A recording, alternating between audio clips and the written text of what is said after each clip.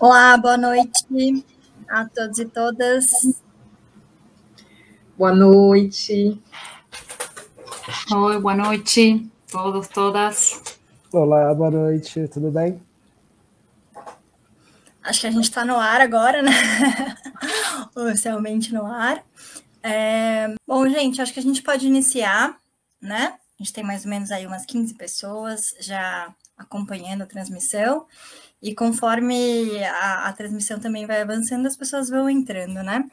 Bom, em primeiro lugar, boa noite a todas, todos, todes, buenas noches.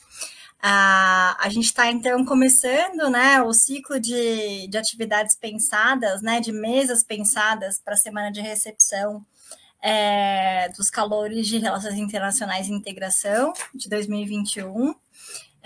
A mesa de hoje, a mesa número 1, né, a primeira mesa que inicia aí os trabalhos dessa semana, é a mesa 30 anos de Mercosul e a integração dos povos, né? A ideia, então, dessas mesas é justamente já recepcionar, né, os nossos calouros, as nossas calouras, introduzindo, né, debates, temas, questões que são trabalhados, né, pelos docentes nas suas pesquisas, nos seus projetos de extensão, no ensino, né? Para que os estudantes também que estão entrando já vão se familiarizando, né, com as temáticas das relações internacionais, com as especificidades das temáticas das relações internacionais e perspectivas da UNILA, né? Então, essas são as nossas boas-vindas também para vocês, né?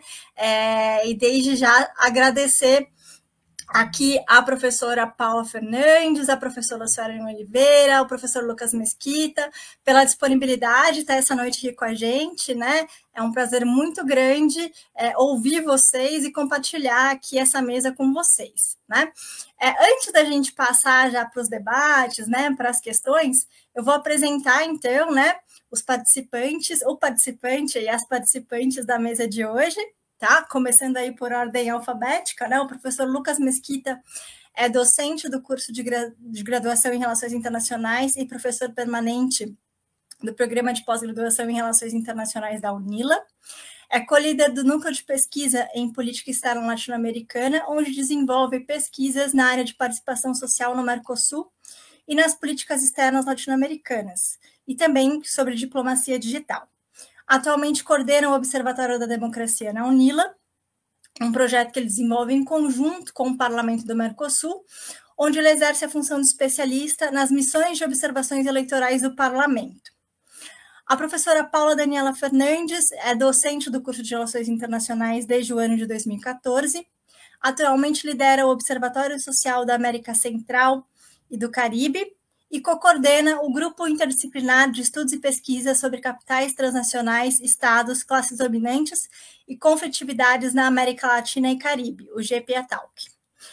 Assim mesmo, coordena vários projetos de pesquisa, como Integração Educativa no Mercosul, o caso da revalidação e reconhecimento de títulos universitários, e é autora e tem publicado livros, capítulos de livros e artigos em jornais. A professora Suelen Oliveira é graduada, mestre e doutora em História Social, atua como professora, pesquisadora e extensionista na Universidade Federal da Integração Latino-Americana.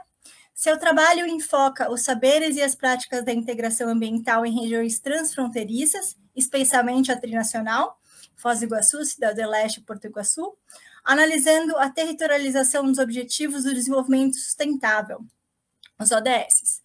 É membro fundadora da Rede de Expertos em Paradiplomacia e Internacionalização Territorial, REPIT, abordando o tema da paradiplomacia ambiental e a atuação paradiplomática das cidades de fronteiras na América Latina e no Caribe. Foi cofundadora e coordenadora adjunta do Observatório Educador Ambiental Moema Vieser, onde atualmente participa com um projeto de organização e democratização do acervo pessoal da educadora popular e ecofeminista Moema Vieser. Depois você me corrige, tá, Suelen, se eu falei certo sobre o nome dela. Seus temas principais são meio ambiente e relações internacionais, paradiplomacia e integração transfronteiriça, acervos pessoais, políticas de memória e gênero. Desde 2015, pratica o estilo de vida lixo zero, atuando como palestrante e comunicadora dessa prática e outras, que constroem a transição para uma sociedade sustentável, equitativa, pacífica e antirracista. Bom, mais uma vez agradecer a presença das professoras e do professor Lucas aqui na mesa de hoje. Então, contextualizando um pouquinho, né, a ideia dessa mesa, né? Esse ano, o Mercosul completou 30 anos, né, de existência desde a sua criação em 1991. E o Mercosul, ele é o mecanismo de integração regional na América do Sul mais longevo que a gente tem, né? Que passou por vários momentos políticos, econômicos, né? Diferentes governos, diferentes perspectivas, né? E interpretações do que foi o Mercosul. E esse ano ele completou 30 anos, então, num contexto também não muito diferente, né? De outros contextos de crise do Mercosul, mais acirrado, digamos assim, né, pela chegada ao poder de governos aí identificados como de direita ou extrema-direita na América do Sul e o impacto, né, que isso tem para o Mercosul, né? Então, o Mercosul ele completa 30 anos nesse contexto, né, de crise política e econômica na América do Sul, de crise dos regionalismos e da integração regional, né, dentro de um contexto que a gente até categoriza, né, como um processo de desintegração ou da não importância mais da integração regional como um projeto e uma proposta estratégica, né, para os países da América do Sul. E o Mercosul, não diferentemente, né, então ele celebra aí os seus 30 anos dentro desse contexto de crise. Inclusive, essa crise ela foi explicitada, né, ou exposta na própria reunião de comemoração dos 30 anos de Mercosul, né, naquelas, digamos assim, rusgas ali, né, entre os presidentes do bloco, né, e principalmente o presidente Alberto Fernandes da Argentina e o Lacalle Pou do Uruguai, né. Então, claramente, a gente consegue refletir no Mercosul também, né, esse momento de não convergência política, né, dos países do bloco, e o que isso pode significar para o futuro do bloco também, para o futuro da integração regional na América do Sul, né? Então, a proposta da mesa, ela vem ancorada, né, ela tem esse escopo dessa discussão, desses debates e reflexões acerca dos 30 anos do Mercosul, né?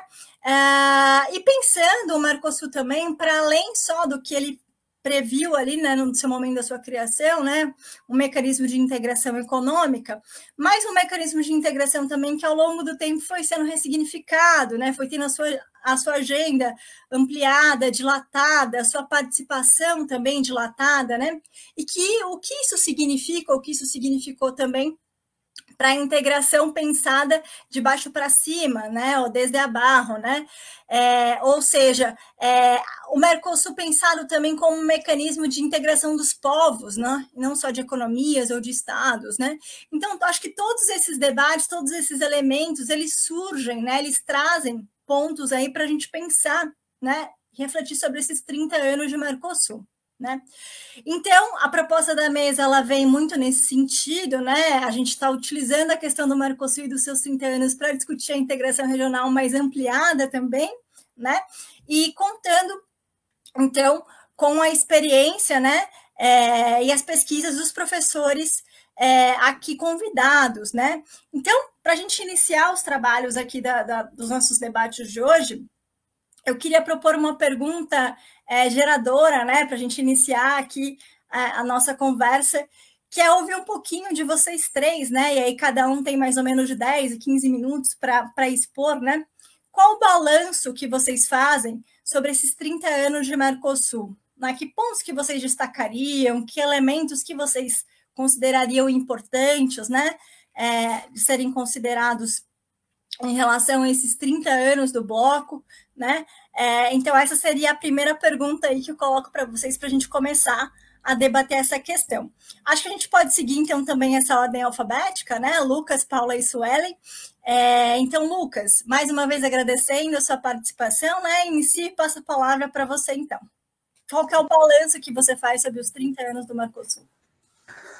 Obrigado, Karen. Boa noite para Paula, boa noite para a Suelen. Também uma enorme satisfação compartilhar essa mesa aqui com os colegas, né, que são três grandes especialistas em integração, né, em Mercosul, em política latino-americana, ainda mais para a gente né, ter uma oportunidade de fazer esse balanço e debater um pouco, né, sobre esses 30 anos do bloco. Então, realmente fico bem feliz de ter essa oportunidade aqui de compartilhar mais, né, na verdade, algumas reflexões, alguns pontos, né, com vocês, né, até também aprender um pouco, né, e ter um retorno e um debate construtivo com vocês três aqui e com todos, né, que nos acompanham, né, nessas atividades da semana de recepção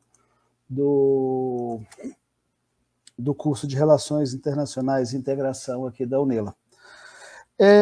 Assim, né, fazer uma fala, né, que busca fazer um recorrido histórico, né, dentro de uma semana de recepção de calouros, né, aqui, principalmente da UNELA, me fez pensar, né, um pouco sobre como que casa ou como poder, né, casar essas duas perspectivas, né, da gente fazer um recorrido histórico, mas também, de certa maneira, levantar algumas questões, algumas possibilidades, né, de atuação dos nossos discentes que estão entrando, dos nossos discentes, né, que já estão, né, no meio ou final, né, do curso, sobre um pouquinho, né, sobre uma pequena parte, né, de todo o amplo debate que a gente tem sobre Mercosul.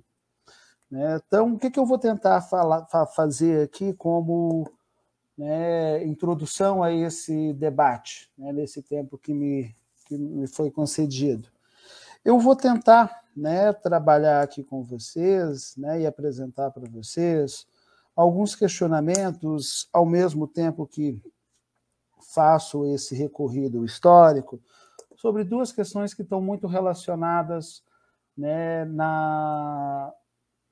no Mercosul, né, no Mercosul recente, né, no Mercosul mais pós-década de 2000, que é a discussão sobre a agenda social, sobre o lugar, né, dessa agenda social, entendido isso como uma agenda mais ampla, né, que também com certeza será, né, o tema da fala da professora Suelen e da professora Paula, né, que também vão abordar pontos dessa agenda social e como que isso reflete, em certa medida, na participação da sociedade civil, né, no bloco.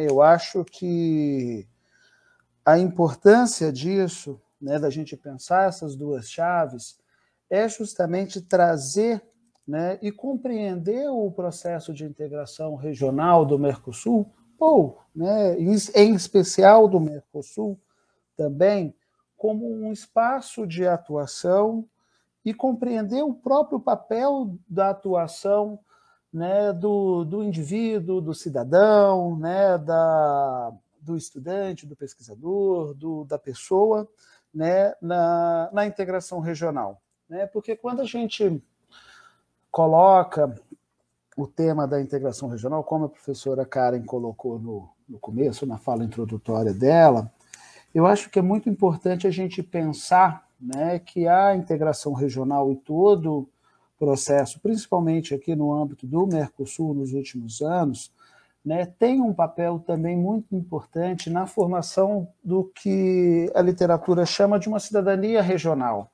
né, uma cidadania regional que confere direitos, que confere transformações sociais, que confere, né, novas agendas que anteriormente eram muito caras ao Estado, né, era muito caro às políticas internas do Estado, e isso acaba extrapolando, né, para o pensar uma cidadania e pensar uma agenda, né, cidadã e social para além do bloco. E nesse sentido, né, eu tenho discutido um pouco que a ideia da participação social e, consequentemente, a própria agenda social, porque são duas coisas casadas, né, entre si, a participação social ela é resultante uma agenda social, mas que também essa agenda social ela é resultado também de uma demanda, né, de práticas, de políticas, de espaço internos ao bloco que constituem, né, e que tragam ao bloco e que possibilitem dentro do bloco, né, a participação social. E essa relação, ela é uma relação que a gente pode tratar, né, como um recorrido histórico em 3 grandes momentos, né, em 3 grandes ciclos. Um primeiro ciclo, né, da própria formação do Mercosul, né, que vai ali até, digamos, final da década de 90, né, final da década, início dos anos 2000, que é um processo de institucionalização da participação social muito específica, né, em temas, em agendas muito específicas, principalmente relacionadas a questões sindicais e questões do trabalho.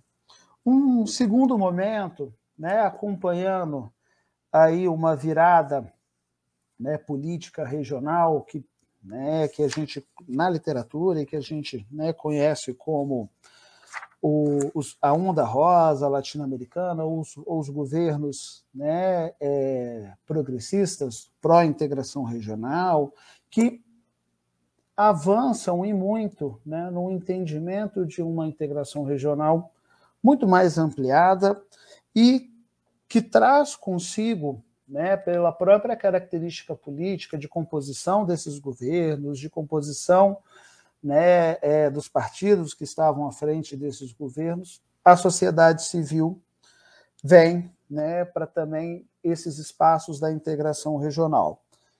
E, por último, né, um terceiro momento que emerge aí, né, como o que eu, né, entendo como um retrocesso a essa agenda social e a agenda, né, da participação social no bloco, que vai ocorrer principalmente após, né,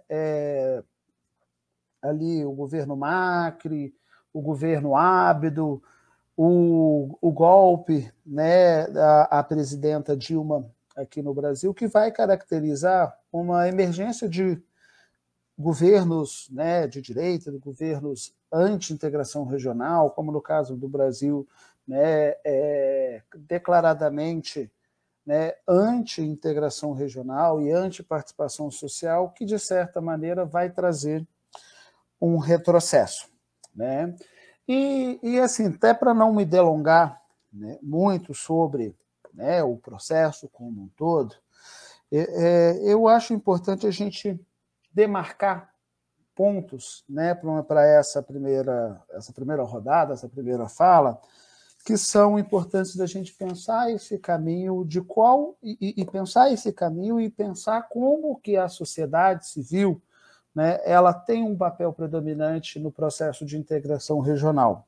Porque desde a própria criação do Mercosul, você tem, ali na década de 90, né, que vai resultar, né, nos primeiros espaços institucionais a trazer a sociedade civil, uma sociedade civil ainda muito reduzida, né, muito mais ligada aos movimentos sindicais, aos movimentos do trabalho, né, mas que tem a sua importância, né, ali naquele momento, pela própria característica né, do modelo de integração, do modelo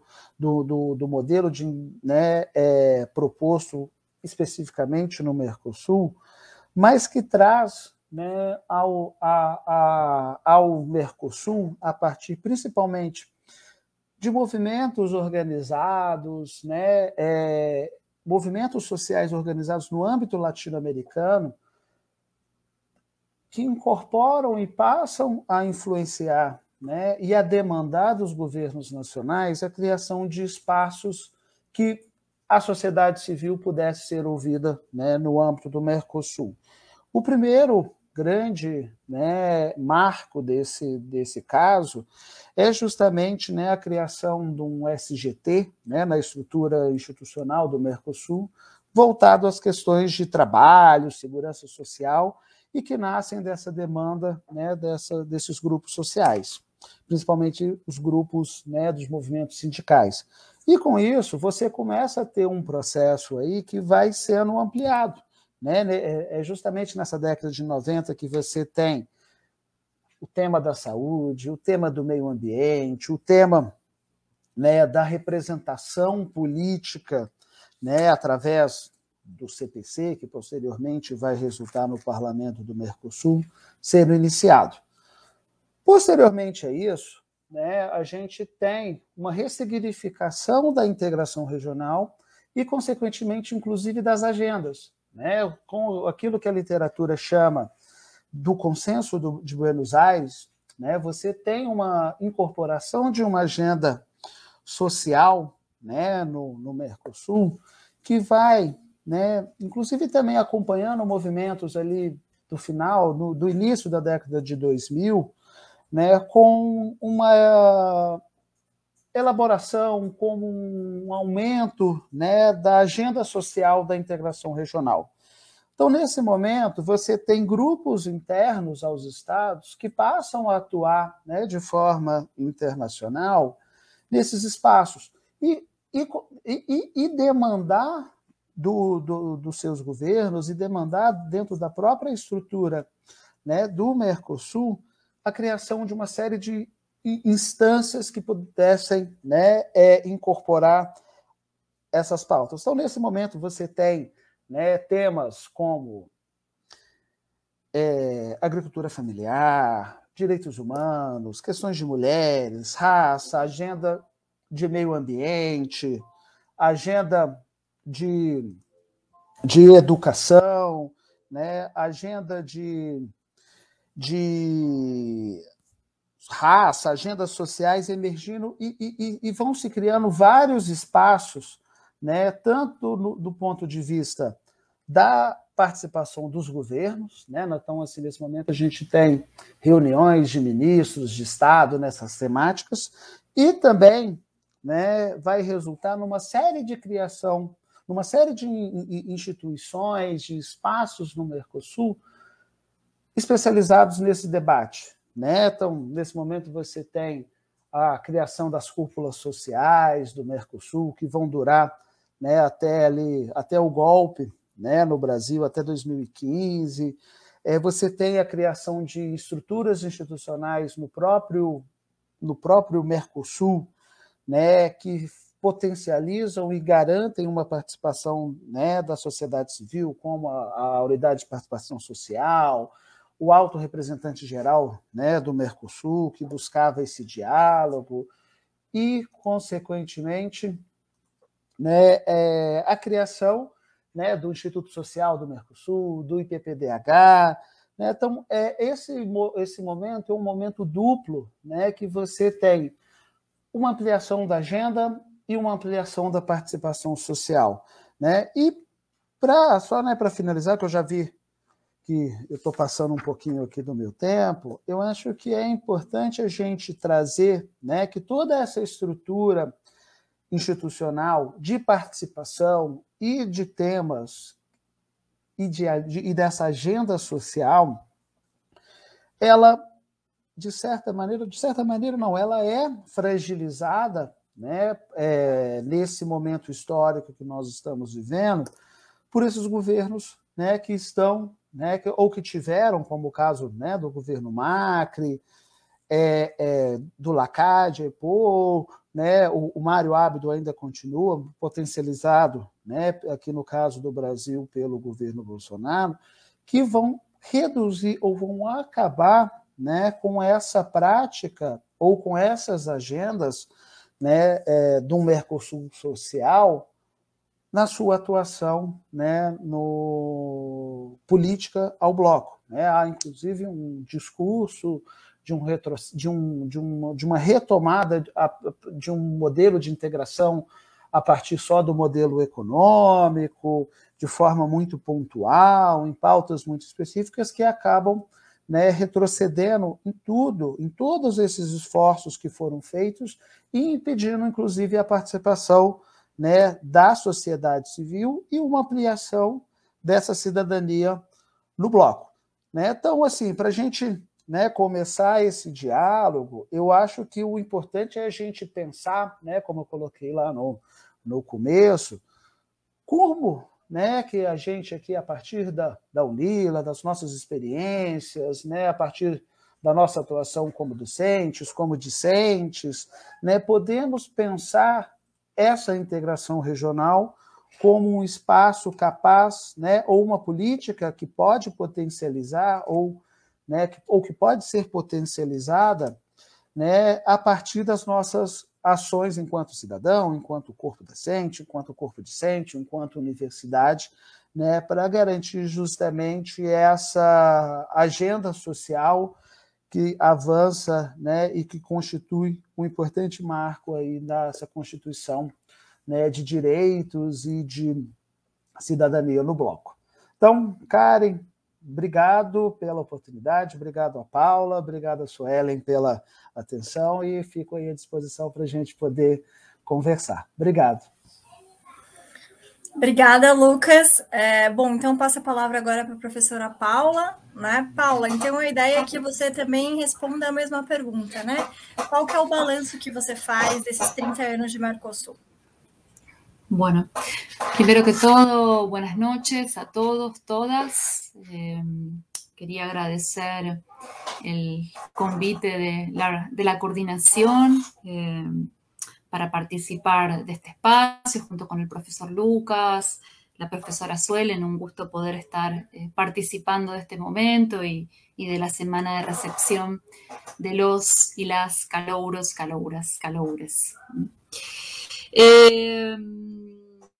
Yo, bueno, voy a responder la pregunta, organicé un poquito, estuve pensando en algunas ideas, ¿no?, para la mesa de hoy, que me gustaría compartir con ustedes. Posiblemente también voy a recuperar algunas de las cosas que comentó el profesor Lucas, que comentó también la profesora Karen.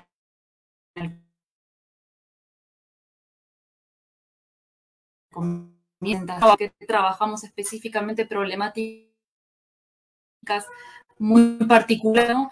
Temas que transversales, ¿no? Y de alguna manera están en contacto, ¿no? Entonces yo primero quería destacar lo que me parece a mí tal vez algunos avances o cosas positivas del bloque, obviamente considerando lo que tanto Karen con Lucas expusieron, ¿no? El tema de la crisis que vive el bloque Mercosur. No solamente es el único bloque, ¿no?, a nivel mundial que está sufriendo crisis, sí, esto es un fenómeno que está a nivel mundial, pero para el caso del Mercosur, ¿no?, específicamente, digo, más allá de este contexto de crisis que está atravesando, me pareció como un aspecto positivo, y vamos a ver qué es lo que pasa más adelante, destacar cierta consolidación del bloque, ¿no? O sea, el profesor Lucas fue como haciendo una periodización de distintos momentos del bloque. Efectivamente, el bloque ha pasado por distintos momentos, ¿no? Altibajos, momentos de avance, momentos de crisis que inclusive ponían en duda la continuidad del Mercosur y, bueno, consiguió, digamos, resolverse algunos problemas y contradicciones y seguir adelante, con lo cual parecería que existe cierto grado de consolidación.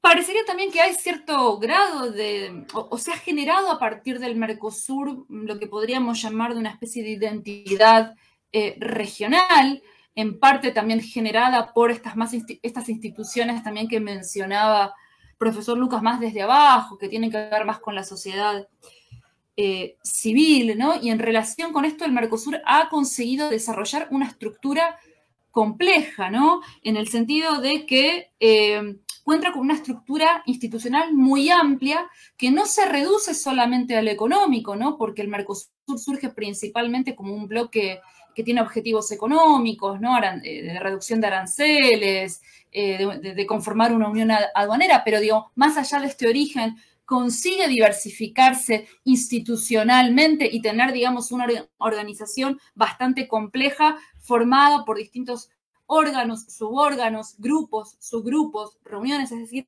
diferentes espacios de discusión.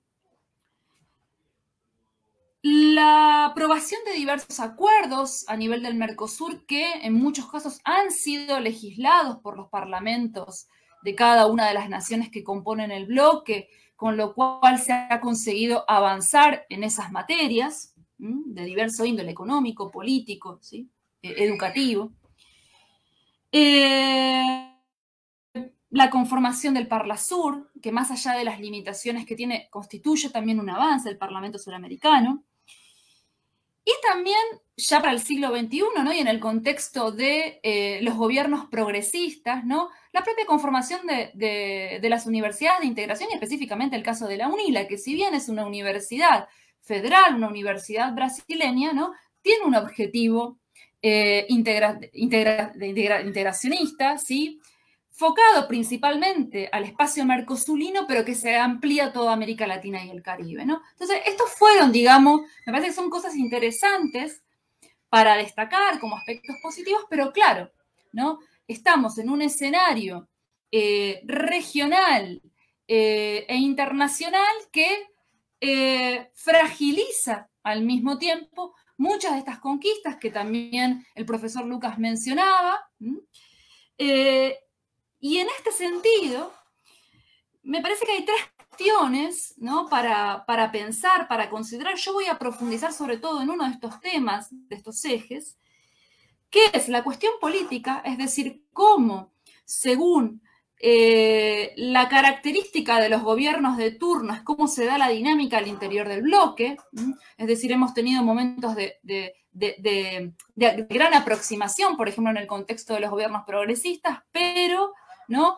Frente al avance de los gobiernos liberales o conservadores, según el caso, ¿no? De derecha, de extrema derecha, ¿no?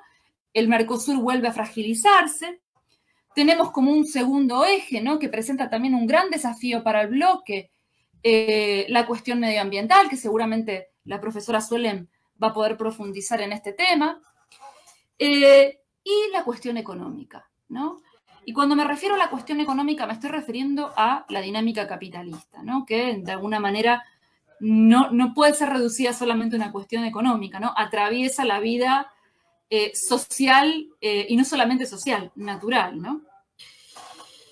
En este sentido, la crisis, a mi juicio, pone sobre el tablero o pone, digamos, destaca nuevamente el carácter principalmente económico del bloque. Es decir, si bien consigue diversificarse y abordar distintas problemáticas culturales, educativas, sociales, desarrollar todas estas instituciones y demás, la crisis pone sobre el tablero la cuestión económica, ¿no? Y acá Lucas cerraba con esta pregunta, ¿no? Bueno, ¿será que el futuro del Mercosur va a ser un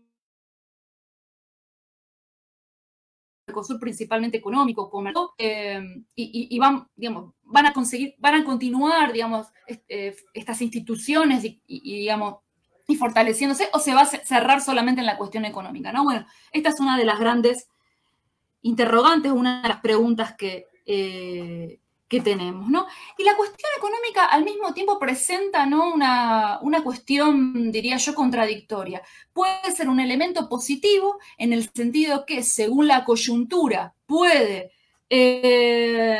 reunir, juntar a los países de la región frente a una amenaza externa. Recordemos o pensemos, por ejemplo, en el contexto de los gobiernos progresistas, nuevamente, ¿no?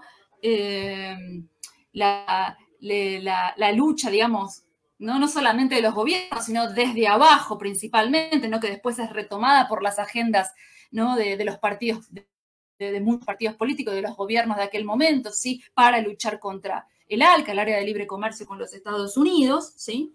Aunque hay que rescatar también fuertemente el papel de, desde abajo, ¿no? De las organizaciones sociales, políticas, por aquel entonces. Entonces puede ser un factor que por momentos fortalece y unifica, pero frente a los cambios coyunturales, sean regionales, internos o extrarregionales, fragiliza el bloque, ¿no? Entonces ese me parece un punto a destacar que ahora voy a retomar nuevamente. Otra cuestión que me parece importante mencionar y que a mi juicio el Mercosur no ha conseguido resolver del todo son las asimetrías regionales, que no son solamente asimetrías económicas, también son territoriales, son educativas, entre otras, ¿sí? Parte de estas asimetrías regionales se expresó, por ejemplo, en parte de los 90 y parte del siglo XXI en la amenaza, ¿sí?, de algunos países del bloque a firmar tratados de libre comercio de forma bilateral en aquel momento, ¿no?, con los Estados Unidos. Hoy esto cambió un poco, ahora voy a mencionar esa cuestión. ¿Y por qué cambia un poco? Porque si bien hay continuidades, ¿no?, en relación con la década del 90, hay un montón de cosas que cambiaron. Y una de las cosas que cambiaron tiene que ver con los actores internacionales. Principalmente el ascenso de China, ¿no?, como potencia mundial, ¿no?, como segunda economía del mundo, que se encuentra en condiciones de disputarle el liderazgo a los Estados Unidos. Tal vez de acá a algunos años vamos a ver que se revierte la situación y China acaba, que es muy posible, ultrapasando a los Estados Unidos, ¿no? Y en esto aparece también el tema de las relaciones de los países del bloque con la nación asiática, lo cual está tensando enormemente las relaciones intrabloque. Hace poco Uruguay, por ejemplo, ¿no?, bajo el gobierno de Lacalle Pou, que también mencionaba el profesor Lucas, ¿no?, había, digamos, ahí también una amenaza, una tentativa, bueno, de firmar, ¿no?, un tratado de libre comercio con China, ¿no? Este es uno de los grandes temas del momento, ¿no? Y a mi juicio, parte de estas contradicciones, tensiones que las venimos observando, ¿no?, desde, diría yo, mitad de la década del 90, antes, ¿no?, como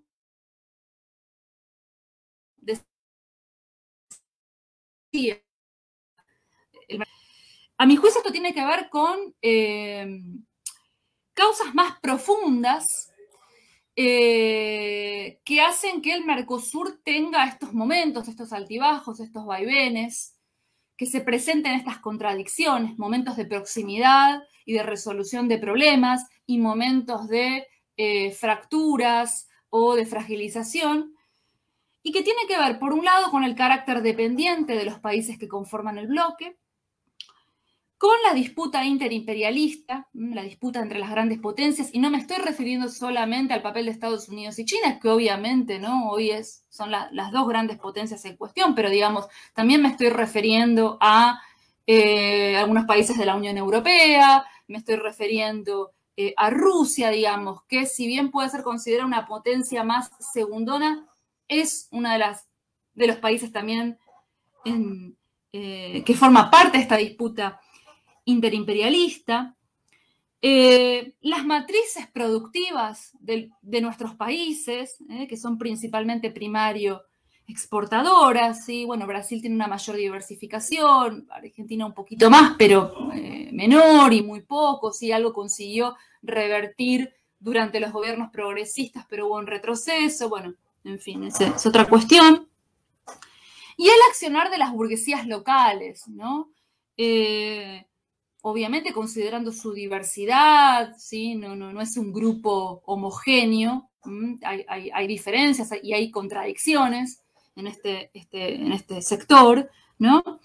Y la relación, ¿no?, o el tipo de asociación que tienen las burguesías locales, cuando me refiero a burguesías locales me estoy refiriendo a las burguesías que componen los países del Mercosur con el capital extranjero, ¿no? Me parece que esos son uno de los puntos digamos, que hoy están tensando el bloque. O sea, es el político, pero también es el económico. O sea, no son solamente las figuras que ocupan un determinado momento, sino también cuáles son aquellos actores que tal vez no aparecen de forma tan visible y que están incidiendo, ¿no? En la crisis del bloque y en la posible fragilización del bloque. Y bueno, nos queda ver, digamos, cómo e ir analizando, ¿no? También a partir de las pesquisas que estamos desarrollando junto con los compañeros y las compañeras, ¿no?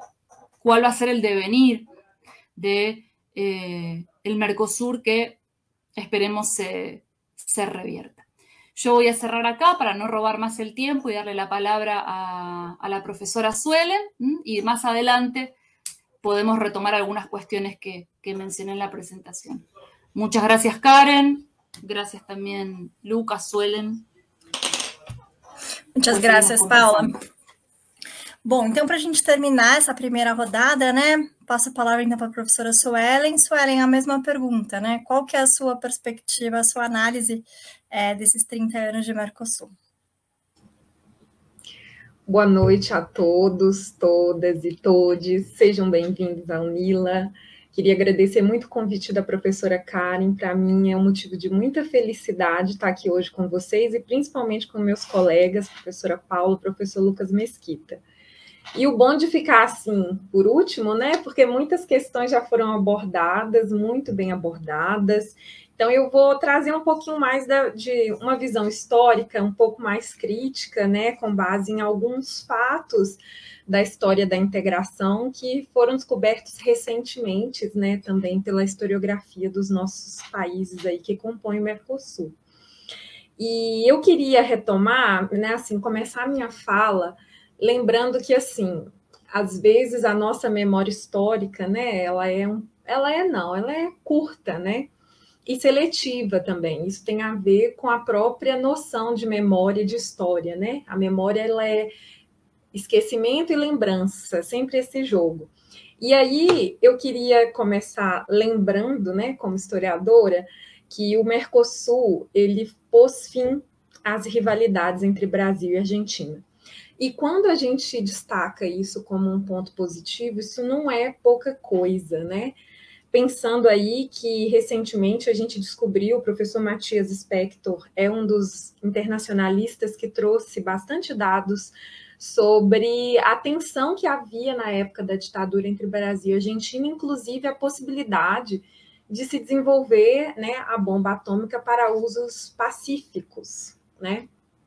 Então, quando a gente pensa que o Mercosul pôs fim a essas disputas e que diminuiu essas tensões, isso foi muito importante para a cooperação e a integração, né, entre a gente aqui no Mercosul.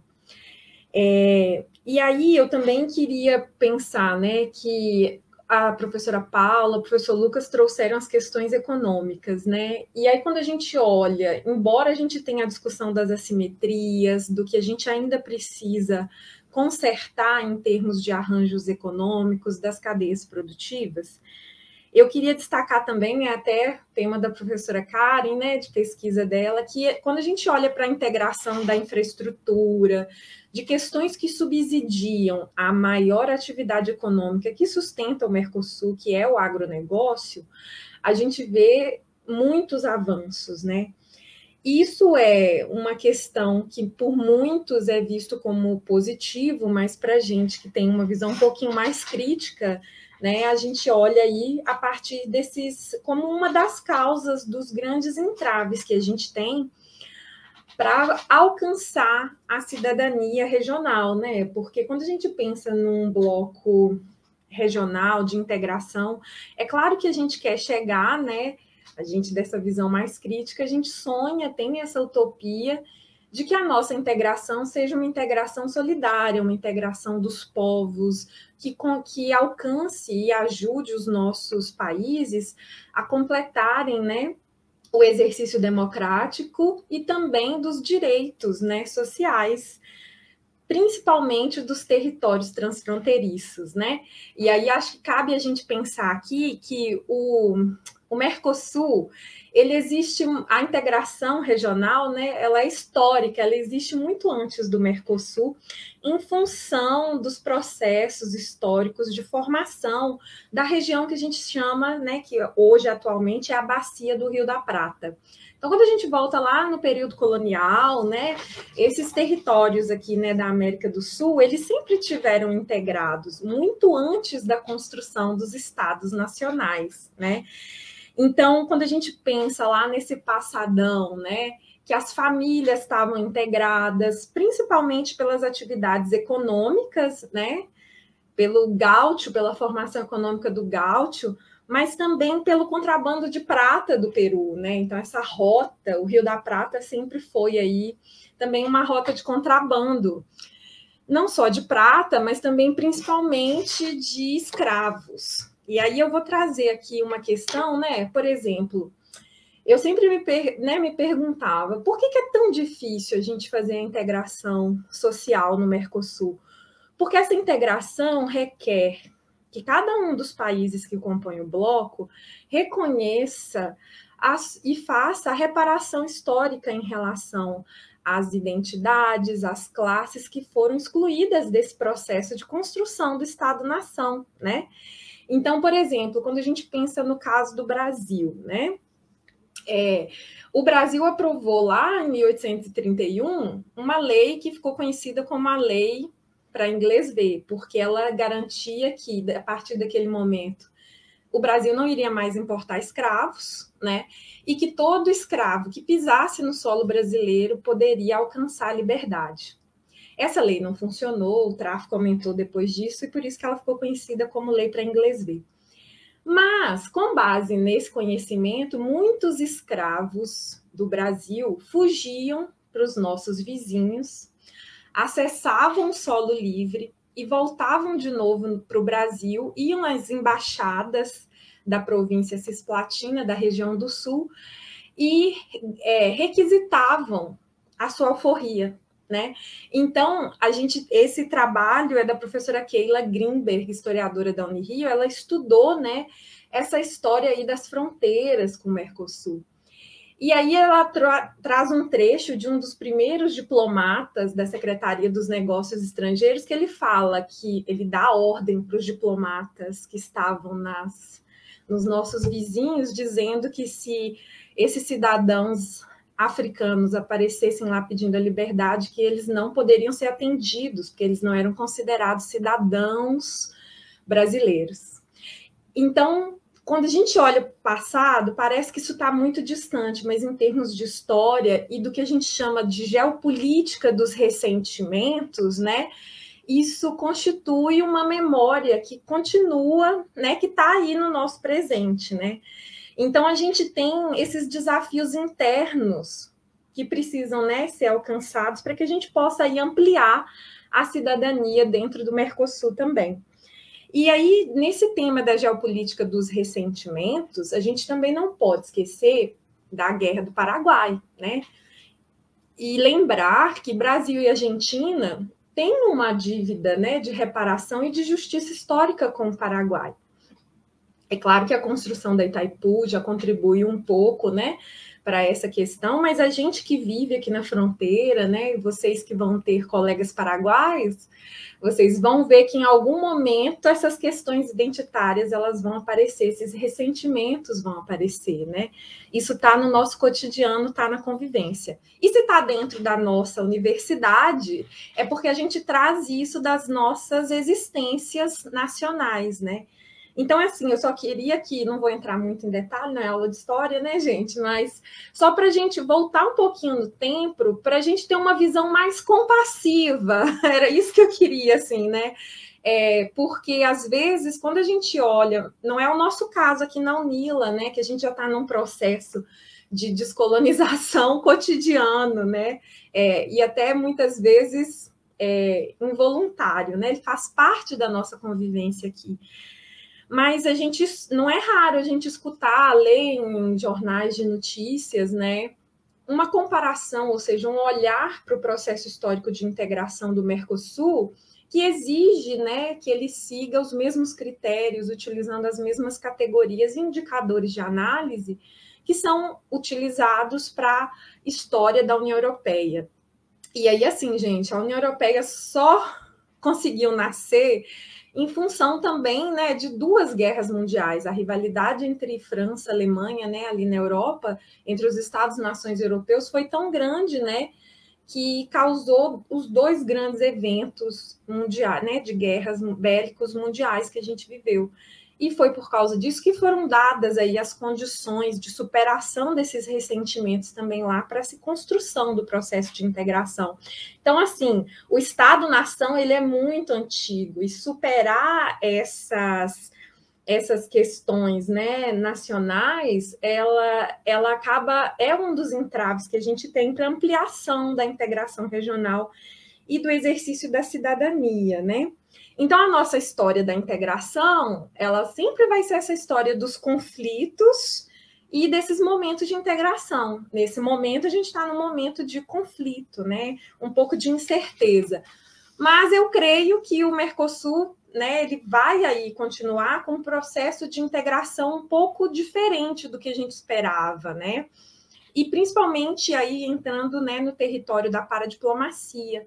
Quando a gente olha para os territórios de fronteira, depois eu vou ter oportunidade de falar um pouquinho mais, não só o nosso aqui na Tríplice Fronteira, mas a Tríplice Fronteira de Monte Caseiros, Barra do Quaraí, né, e Bela União, o CIF, que é o Consórcio Intermunicipal de Fronteiras. Quando a gente olha para esses exercícios de paradiplomacia, né, integrados dentro do Mercosul, a gente vê que a integração regional está ali, está pulsando, e que muitas ações do Mercosul, principalmente do Mercosul social, né, dessa agenda social do Mercosul, elas estão dando continuidade, apesar dos estados, dos centros, né, Buenos Aires, Assunção, Brasília, estarem em conflito, né? Então, quando a gente olha para os territórios de fronteira, a situação é um pouquinho mais positiva.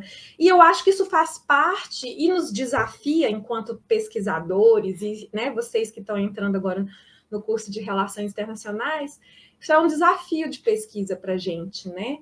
Estudar esses casos e entender quais são as práticas, os saberes, os modos de existência do Mercosul nesses territórios que conseguem avançar mesmo diante desses obstáculos, né, mesmo diante da pressão internacional dos capitais, como a professora Paula trouxe, né, mesmo dentro desse contexto, eles conseguem avançar, né? E aí eu queria só terminar um pouquinho aqui, né, minha fala com um discurso de posse do embaixador, do ministro de Estado, do Luiz Felipe Lampreia, porque ele foi um dos negociadores, né, lá do Mercosul. Eu me lembro, eu tive a oportunidade de trabalhar com ele em outra instituição, e eu me lembro dele contar que se não fosse, né, se o antigo GATT, não tivesse que aprovar o euro, eles não teriam aprovado o acordo de tarifas comuns para o Mercosul, né? Então, eu queria trazer umas falas dele, né, que foi um agente histórico aí dessa construção, ele foi um dos negociadores aí, né, do nascimento do Mercosul. E ele disse assim, olha, lá no dia 2 de janeiro de 95, graças ao Mercosul, que a partir de ontem constitui a realidade palpável de uma união aduaneira, contamos como nação com um reforço substancial da nossa própria circunstância, da nossa identidade. Nossa personalidade jurídica e política internacional se ampliou. Nossa dimensão latino-americana se fortaleceu. Nossa parceria com os vizinhos ganhou contornos decisivos, ancorada em sólidas relações comerciais. Então, eu queria, né, terminar aí com uma visão um pouco mais compassiva, até porque, né, eu entendo que a gente tem aí uma natureza, e entrando no tema, né, do meio ambiente, e na minha opinião, esse foi um dos grandes avanços do Mercosul. O Tratado de Assunção, ele já traz de maneira inovadora o comprometimento do bloco com o meio ambiente, né? O subgrupo de meio ambiente avançou bastante. Inclusive, a gente teve participação da rede latino-americana do movimento de catadores, né?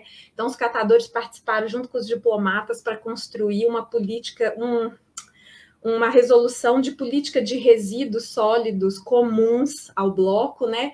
Então, é isso que a gente vê que nos temas e agendas que o Mercosul avançou, foi com muita participação política, né? Igual no caso dos resíduos, do meio ambiente, em função da força do movimento latino-americano de catadores, né? E a gente também não pode esquecer, né, que a expansão do agronegócio, ela traz prejuízos imensos, e essas grandes obras de infraestrutura, elas causaram uma série de injustiças ambientais.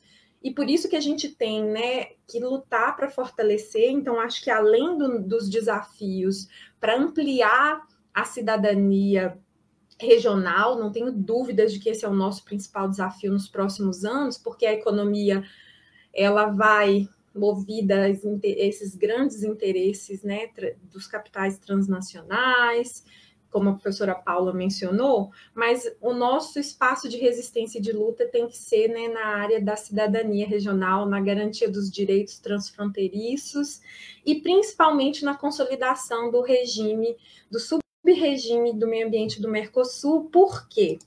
Né? A gente tem a questão do aquífero Guarani, que inclusive foi um dos motivos, né, do conflito que a gente tem colocado aí no Mercosul, tem a ver com os usos, né, que os países vão fazer, né, desses recursos, desse bem natural que a gente tem, mas também a gente não pode esquecer, né, dos nossos rios, dos nossos parques e biomas que nós compartilhamos, né, que são garantidores da nossa vida. Então, se a gente quiser um futuro de existência da espécie humana, nós vamos ter que defender os nossos parques, né? Então, a gente vai ter que cuidar dos nossos rios, que são irmãos, irmanados, e principalmente dos nossos ecossistemas. Então, eu acredito que, embora o Mercosul tenha avançado muito, né, na questão do meio ambiente em relação aos outros processos de integração, a gente tem aí o grande desafio dos interesses que giram em torno do aquífero, né, e também em torno da reparação da geopolítica dos ressentimentos e das injustiças ambientais. Vou ficar por aqui. Obrigada.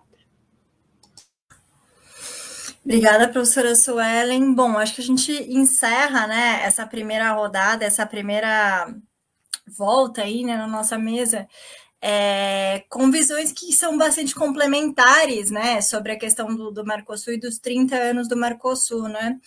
Eu achei bastante interessante como nas falas de vocês foram surgindo o que talvez a gente pode destacar como o maior logro, né, dessa iniciativa nesses 30 anos, que é, de fato, o Mercosul se tornar um organismo, um mecanismo de integração que ele suplanta, ele transborda os seus objetivos iniciais, né? Ou seja, o que o Mercosul se transformou ao longo desses 30 anos, né, com todos esses momentos de altibarros, como a professora Paula colocou, né, e as crises econômicas, políticas que são refletidas, né, no Mercosul, porque o Mercosul, afinal de contas, é um mecanismo intergovernamental e reflete as agendas domésticas, econômicas, políticas dos países e dos governos de plantão. O maior logro do Mercosul nesses 30 anos, além da sua sobrevivência, né, da sua existência, né, durante esse período, é de fato ele ter se transformado em algo muito maior do que a sua agenda, o seu objetivo ali no início dos anos 90, né, muito pensado na questão da liberalização comercial, né, nesse processo das aberturas das economias sul-americanas, né, nos processos das nossas redemocratizações e da nossa inserção, né, nos modelos de democracia de livre mercado ali nos anos 90, todo o contexto neoliberal, né, o consenso de Washington, enfim, o Mercosul como esse mecanismo de lock-in, que ao mesmo tempo também foi muito engenhoso, né, de alguma forma proteger os países do Cone Sul a essa investida mais forte dos Estados Unidos, os tratados de livre comércio no começo dos anos 90, né? De fato, ao longo desses 30 anos, toda essa agenda que foi desenvolvida para além, né, da agenda econômica e comercial, que vocês trouxeram, né, nas questões sociais, tanto de participação quanto de conteúdo social que o professor Lucas traz, né, a ideia de se criar uma cidadania regional, né, e todas as iniciativas que foram criadas nesse sentido, né, então a gente tem um plano de cidadania mercosulina, a gente tem um plano de questões trabalhistas no âmbito do Mercosul, né, e várias outras temáticas, né, que foram desenvolvidas ao longo desse tempo, e a criação de organismos também, né, porque isso também é um sinal de avanço nesse sentido, né, por mais que esses organismos, nessa atual fase, eles estão sendo desidratados, retirados recursos, né, ou mesmo desaparecendo, né, fisicamente, né, como é o caso do Instituto Social do Mercosul e outros órgãos que surgiram aí dentro da chamada Onda Rosa, de fato, a gente pode falar que esses avanços, né, então, no âmbito que a professora Paula traz, né, trouxe na questão da educação, do Mercosul Educacional, né, da própria criação da UNILA, né, uma ideia que é gestada no Mercosul Educacional, né? Toda a dimensão da educação pensada a partir de uma política regional pública também, né? O Mercosul contribui para isso. As questões que a professora Suelen traz, né? Da pauta ambiental, da questão também da participação de atores subnacionais, né? Infraestatais, né? Ou seja, todas essas consequências, talvez não esperadas lá no começo dos anos 90, né? Trazem essa importância que o Mercosul adquiriu, né, nessa dilatação do que é a integração regional e o que a gente entende como integração regional para esses outros temas, né, para além só do econômico e do comercial. Então, eu acho que, talvez, na fala de vocês, eu acho que isso ficou bastante explícito, né, de que, apesar de todas as críticas que a gente possa fazer ao Mercosul, e apesar de todos os processos de crise, que é completamente normal, porque a integração regional é um processo, não é uma coisa acabada, não é um resultado, né, é um processo, é em movimento, eu acho que esse talvez, né, o avanço nessas temáticas em âmbito regional, né, talvez muito menos capilarizadas do que a gente gostaria, né, mas aí, é claro, entram todos os desafios que implicam nisso, talvez seja de fato o maior logro do Mercosul nesses 30 anos, né? A gente poder pensar essas questões a partir de uma perspectiva regional e o Mercosul avançar para essas agendas que não são só econômico-comerciais, né? Eu acho que, nesse sentido, a fala de vocês transitou muito, né, nessa ideia, né, desse logro dos 30 anos do Mercosul, né, que a gente pode considerar aí avanços, né, apesar desse momento de crise e retrocesso que a gente vive hoje, né. E aí eu queria pegar um ponto para a gente introduzir o nosso segundo momento aqui na mesa, né, que é justamente uma ideia que apareceu na fala de vocês três, assim, um subtexto, né, que é o conceito e a ideia de uma consciência regional, né? Então, por mais que a gente tenha as críticas e que a gente analise, né, o quanto também o Mercosul, e principalmente a estrutura comercial e financeira do Mercosul, né, professora Paula, vai sendo cooptada e vai sendo capturada, né, por agentes econômicos que vão se beneficiar, né, desses acordos, dessas tarifas, né, desse espaço comercial econômico, essa ideia, né, de se criar, por mais que ela seja em alguns momentos mais fraca, outros momentos mais fortes, né, de uma consciência regional e de temas, então, que possam ser pensados ou devam ser pensados a partir de uma perspectiva coletiva e da ideia desse compartilhamento de um futuro comum para os países do bloco, né, eu queria destacar, então, 3 pontos que eu acho que são importantes na fala de vocês. Eu queria ouvir mais vocês sobre isso, né, sobre esses temas. Então, vou fazer 3 perguntas muito dirigidas, tá, para cada um, sobre essas temáticas que apareceram nas falas de vocês, de maneira mais, digamos assim, destacada, né? Então, para o professor Lucas, eu queria, Lucas, que você comentasse um pouquinho mais, resgatando, né, essa questão. Você fez esse recorrido histórico que mostrou como o tema, né, como a participação social foi sendo estruturada ao longo do Mercosul e como ela foi avançando e recuando, né, e caminhando também com a construção de espaços, né, de participação social, né? E aí você coloca, né, aí também vários exemplos, como ParlaSul, né, também como uma forma desse acesso, né, ou dessa ferramenta, né, de participação social, também mesmo que indireta, né, mas, enfim, você foi construindo essa ideia, né. Então, eu queria que você comentasse um pouquinho, e essa vai ser a pergunta dirigida para você especificamente, nesse cenário de retrocesso institucional do Mercosul, né? Como que a gente pode analisar, como que a gente pode retomar, né, essa agenda social na integração, né? E qual o papel que você enxerga da sociedade civil nessa construção? Tá? Então, eu queria ouvir mais, né? Queria que você falasse mais para a gente sobre isso, Lucas.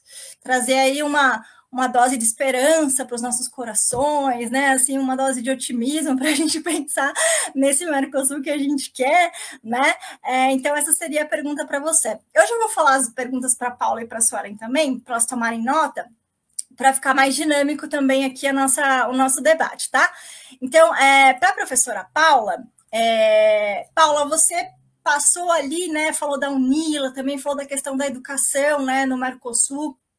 E você é uma grande pesquisadora, né, dessa temática, da dimensão da educação, né, no âmbito da integração regional, especificamente do Mercosul, e eu queria te ouvir também nesse sentido, né? Em termos de educação superior, quais são os avanços que você enxerga no bloco, né? O quanto esse tema ou essa temática avançou no Mercosul nesses 30 anos, né? E aí, só fazendo uma pequena nota de rodapé, né? O Brasil saiu do Mercosul educacional em 2019 com o argumento de que ele não era muito relevante, né? Então, ou seja, uma sinalização muito clara, né, de que esse governo não prioriza nem domesticamente e nem no âmbito da sua política externa a dimensão da educação, né? Então, eu queria que você comentasse, né, o que você considera que avançou e quais assuntos você considera ainda que são desafios ou são temas ainda que ficam aí pendentes de solução ou de caminhos, tá? E para a professora Suelen, e aí também muito pautada, né, nos trabalhos que a professora Suelen desenvolve, né, no âmbito da paradiplomacia, especificamente aqui na Tríplice Fronteira, né, uma atuação muito ativa, né, e muito conectada, né, com agentes e atores importantes da Tríplice Fronteira, né, nessa temática. Como que você observa, professora Suelen, na conjuntura atual do Mercosul, a contribuição de governos subnacionais para a integração regional? Então, eu queria te ouvir um pouquinho sobre isso. Então, esses 3 temas, né, que eu destaco aí na fala de vocês, a participação social e a agenda social, no caso do professor Lucas, o tema da educação, e aí especificamente da educação superior para a professora Paula, e a contribuição dos governos subnacionais para a integração regional para a professora Suelen, tá? E a gente segue aí o mesmo esquema da pergunta anterior, né? Aí de 10 a 15 minutinhos para vocês se exporem, né? Aí a fala de vocês, começando com o Lucas, passando para a Paula e depois pela Suelen, tá bom? Então, Lucas, a palavra é sua. Obrigado, Karen. Obrigado, né? Foi uma grande satisfação ouvir as colegas, né? Fiz aqui várias anotações aqui e aprendi muito com as duas e com você também, Karen, aí, né? Na tentativa de fazer essa junção das nossas falas, que eu acho, né? Que justamente, eu acho que você sintetizou muito bem no momento que você chama a essa ideia, né, de uma consciência regional, né, que isso seria o grande elemento norteador hoje, né, para se pensar uma política de integração, principalmente em tempos tão nefastos, né, como o que a gente vive hoje, principalmente no âmbito, né, da integração regional. Assim, não sei se vou trazer, né, uma esperança, né, de como pensar isso, porque eu acho que o momento é muito mais um momento, né, da gente tentar analisar, né, assim, e refletir a condição que é a integração regional e que essa agenda social da integração passa, né, e quais, né, são os caminhos, né, o que a gente pode fazer, né, enquanto Nila, enquanto sociedade, enquanto, né, discentes, docentes, né, aqui da UNILA, né, do Brasil, do Paraguai, né, nessa agenda.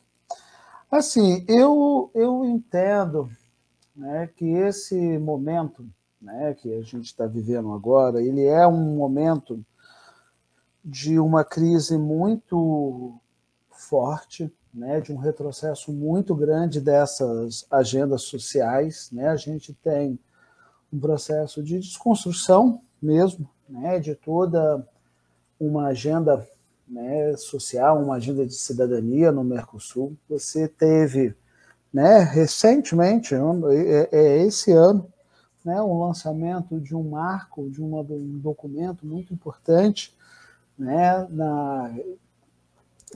que foi justamente, né, o Estatuto da Cidadania do Mercosul, mas que a gente vê, né, que um avanço muito pequeno, né, em agendas muito que, lógico, demonstram um caminho a ser seguido, mas que a gente sabe que ele vai ser muito mais tortuoso, né, de se chegar. Mas eu acredito, né, e eu entendo que o nosso papel agora, nesse momento, é justamente criar essa capacidade, né, de avaliação, né, de pensar criticamente o que já foi feito, né, pensar principalmente, né, o porquê que esses processos, né, não perduraram num momento ou numa conjuntura crítica, né, ou num momento no qual, né, o próprio bloco, as próprias lideranças do bloco abandonam essa agenda, né, e como que isso é um elemento definidor, né, de quais pautas são tomadas, de quais agendas são implementadas no Mercosul, porque, embora, né, o processo, né, político, o processo, né, de formação da construção das agendas políticas no âmbito do Mercosul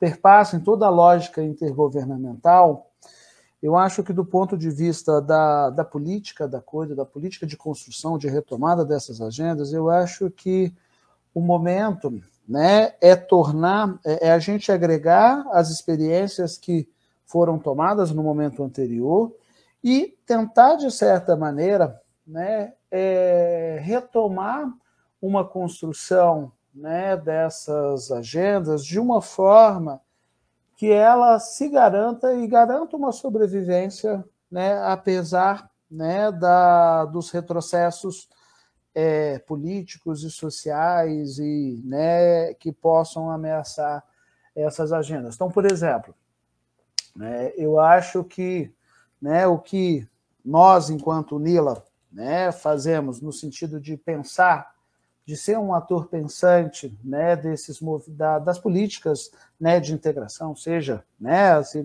trazer os exemplos aqui, né, das colegas que vêm trabalhando com essa questão de pensar como contribuir numa agenda, né, de educação, numa agenda de meio ambiente. Eu acho que o nosso momento é justamente esse, né, enquanto sociedade civil, é tentar construir, nós enquanto, né, pesquisadoras, nós enquanto, né, atores desse processo da integração regional, produzir estudos, produzir discussões, produzir, né, fazer levantamentos, propor debates, para que quando, né, o caminho esteja mais propício, a gente possa avançar, né, a gente possa propor, enquanto atores, né, da sociedade civil, algumas políticas que possam ser, né, incorporadas no bloco. Então, por exemplo, né, eu acho que essa agenda social, né, no Mercosul, ela tem um potencial muito grande, né, de ser reimplementada ou ser ressignificada a partir do momento que você tem aí, né, no cenário político uma possibilidade de reversão, né, desse cenário de governos de direita, de governos fascistas, anti-integração regional, né? E isso fica muito latente no próprio caso argentino, né, que já consegue trazer para algumas discussões do bloco, né, alguns avanços dessa agenda, né, ainda de forma muito tímida, né, porque do outro lado, né, do balcão, do outro lado ali do pêndulo,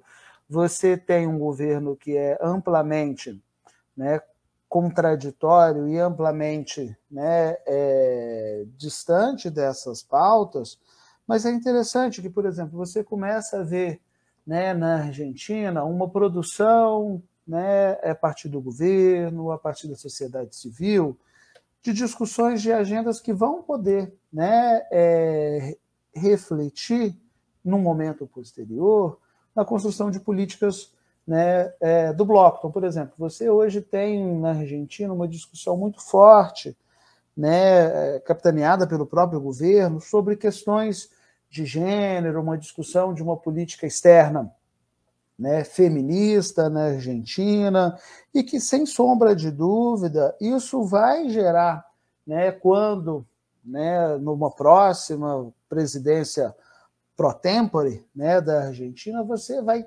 ter algo reverberado nessas questões, como foi o caso, né, agora recentemente, da introdução, né, da criação de um observatório de gênero no Mercosul, né, para pensar no bloco a questão, né, de acesso a direitos, a questão, né, que perpassa o combate à violência às mulheres no bloco. Então, eu acho que, né, o momento é agora justamente a gente, enquanto, né, sociedade civil, repensar e construir, né, ter uma massa crítica, fazer, né, justamente, né, o que estamos fazendo, né, aqui, de problematizar, de ter uma abordagem crítica, de refletir sobre esses espaços, para que, posteriormente, a gente, enquanto, né, tiver, né, um cenário, né, dentro da lógica do intergovernamentalismo do Mercosul mais propício a implementar essas políticas, né, a gente poder implementá-las ou poder, né, propor, enquanto sociedade civil, essas políticas, porque basta a gente lembrar e entender que o movimento que ocorre lá na década de 2000, né, ele é um processo que vai ocorrer justamente e vai ser impulsionado justamente porque você tinha uma sociedade civil organizada muito em função das experiências, né, com o Fórum Social Mundial, né, com outras ações, né, por exemplo, da integração regional, como o próprio combate, né, à ALCA, né, que geraram, de certa maneira, uma demanda e uma necessidade de os governos ouvirem a sociedade civil, né, na adoção de uma política, né, de integração regional mais voltada a essas partes. Então, eu acho que o momento, né, não é de esperança, eu acho que o momento é justamente de reflexão, eu acho que o momento é justamente de crítica, né, para que, posteriormente, a gente possa, né, enquanto sociedade civil, pensando de uma forma mais ampliada, avançar na reconstrução dessas pautas. Obrigada, Lucas. Bom, passo agora a palavra para a professora Paula. Gracias, Karen. Bueno, yo voy a tratar de responder la pregunta, Karen. Voy a conectar también un poco con algunas cuestiones que planteé antes y que también comentaron ustedes. Hicieron aportes muy, muy interesantes e inclusive que me llevaron también a repensar, a pensar algunas cuestiones, ¿no? que había pensado inclusive para la presentación de hoy, ¿no? En la primera parte de la exposición yo hice mucho énfasis en la dimensión económica, ¿no? y de una mirada más desde la economía política, y no me referí tanto a la cuestión educativa, ¿no? Ahora la pregunta tiene que ver más con la cuestión educativa, sin embargo, digamos, la cuestión educativa no deja de estar relacionada también con la dimensión económica, ¿no? Y la mirada, digamos, que le estamos haciendo también desde los proyectos de investigación, ¿no? Está también relacionada con esa perspectiva más desde la economía política, ¿no? ¿Y por qué estoy planteando esto? Porque, como bien comentaba Suel en una parte de la exposición, el Mercosur nace como una unión aduanera, pero al mismo tiempo deja sentado en las bases constitutivas, ¿no? en el Tratado de Asunción, un montón de elementos que no cierran al Mercosur solamente a la cuestión económica, sino que deja abiertas distintas líneas para abordar diferentes temáticas, ¿no? Que en parte se expresan en muchas de los órganos, instituciones, reuniones, grupos de trabajo que forman parte hoy del Mercosur, más allá de los momentos de crisis y los momentos de fortalecimiento del bloque, ¿no? Y dentro de estas pautas, ¿no?, que aparecen en el Tratado de Asunción, también aparece la cuestión educativa, ¿no? Entonces, poco tiempo después de la constitución del Mercosur, en el año 91, un par de meses, algunos meses después, en diciembre del año 91, se conforma, ¿no?, el SEM, que es el sector educativo del SEM, que existe hasta el día de hoy. Karen mencionaba inclusive, ¿no?, en el momento de hacerme la pregunta sobre la cuestión educativa, la salida de Brasil en el año 2019, ¿no? Pero bueno, ya se conforma el SEM en el año 91. Y lo que podemos ver entre el año 91 y el presente es que ha habido varios avances en materia educativa, tanto de educación superior como de educación inicial y secundaria, educación media, ¿no? Entonces, podemos ver, si uno hace un levantamiento, ¿no?, de los acuerdos Mercosur, ¿no?, y las distintas instancias que fueron creadas en estos 30 años, a lo largo de los 30 años del Mercosur, la aprobación de acuerdos, el desarrollo de diferentes políticas e instancias, como por ejemplo la creación del Fondo Educativo del Mercosur en el año 2004, las políticas de movilidad académica, tanto para docentes como para estudiantes, la creación de núcleos de estudio,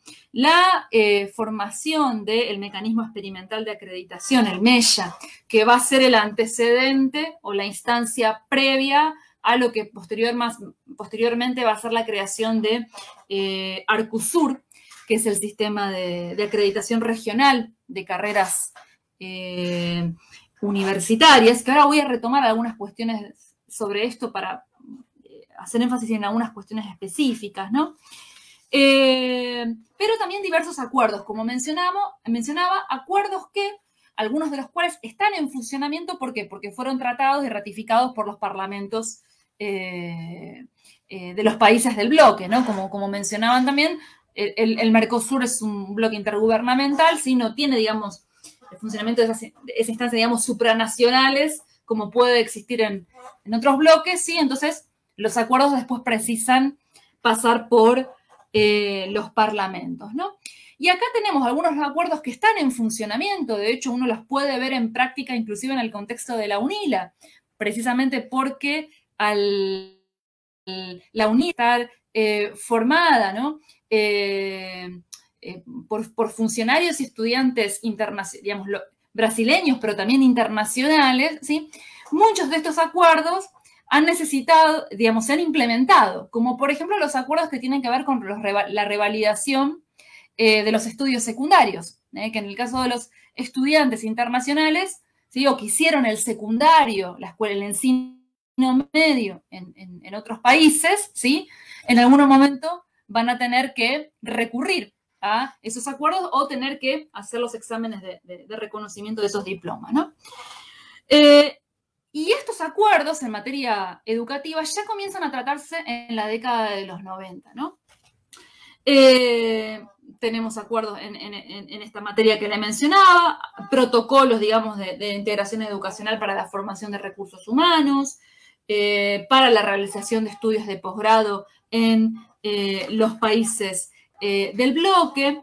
Más adelante se va a acordar, hay un acuerdo de reconocimiento de títulos de educación superior, hay uno el año 99, hay otros también posteriores, otro de 2009 y finalmente uno de 2018, que si bien fueron aprobados por los países del bloque, no han sido finalmente llevados a la práctica, no están funcionando esos acuerdos. Ahora voy a mencionar algunas cuestiones al respecto. Y como les mencionaba, la creación de Arcusur, que lo que busca Arcusur no es el reconocimiento de los diplomas, sino precisamente es una instancia de acreditación de carreras, es decir, para reconocer la calidad de las carreras, y no de todas las carreras, ¿sí?, sino de los cursos que son profesionales. Acá estamos hablando de medicina, odontología, algunas ingenierías, enfermería, ¿sí?, y algunas carreras más, con lo cual el resto de las carreras no forma parte, digamos, de este sistema de acreditación.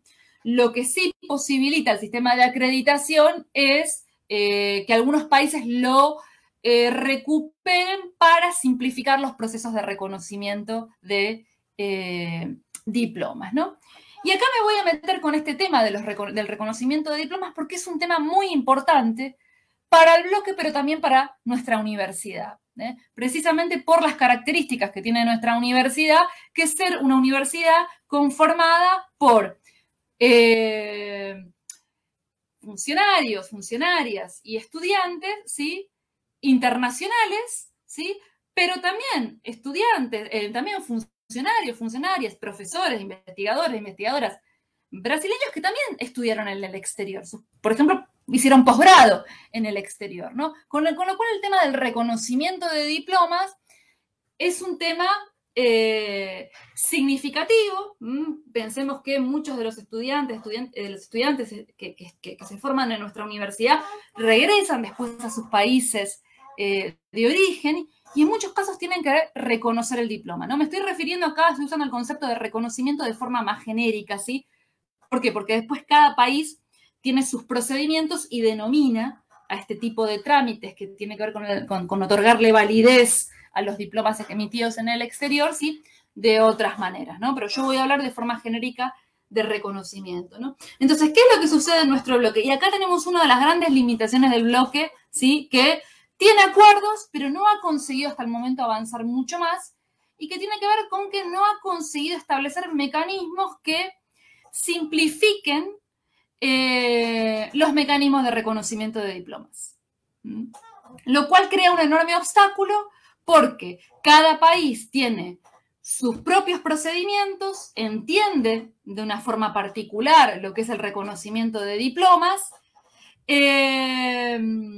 y al tener distintos procedimientos y formas de entendimiento de lo que es un reconocimiento de diplomas, la forma de realizar el trámite puede cambiar o puede tener ciertas particularidades según el país de origen, según el país en el cual se reconozca el diploma, ¿no? El reconocimiento de diplomas no es un procedimiento simple, es un procedimiento que lleva tiempo, es un procedimiento que según el país puede ser costoso, es un procedimiento extremadamente burocrático y que es burocrático no solamente por el país que reconoce el diploma, sino también que es burocrático en relación con el país emisor de los documentos relacionados al título. Es decir que si, en mi caso personal, yo que me formé en la Argentina, ¿no?, y que hice los trámites de reconocimiento y de revalidación de mis diplomas aquí en Brasil, no solo tuve que realizar el trámite aquí en Brasil y presentar la documentación que se me pedía aquí, sino que también tuve que pasar por la burocracia argentina para solicitar todos los documentos que me pedían aquí en Brasil, ¿no? Con lo cual, la persona que debe realizar el trámite de reconocimiento debe pasar por un doble proceso, ¿sí? El de lidiar con la burocracia de origen del país de emisor del diploma y lidiar con la burocracia del país en el cual va reconocer el título, ¿sí? Este es un tema que, insisto, sí, está en discusión. les decía recién, en 2018 se volvió a firmar un nuevo acuerdo que fue ratificado por Uruguay, pero todavía no fue ratificado por los otros países del bloque, con lo cual todavía no está funcionando formalmente. Es un tema que al mismo tiempo tiene que ser abordado con mucho cuidado, porque efectivamente hay que buscar mecanismos que puedan simplificar el trámite, pero al mismo tiempo que haya cierta rigurosidad en el proceso de reconocimiento del diploma, porque como sabemos también, el reconocimiento de diplomas también está relacionado con la mercantilización de la educación superior.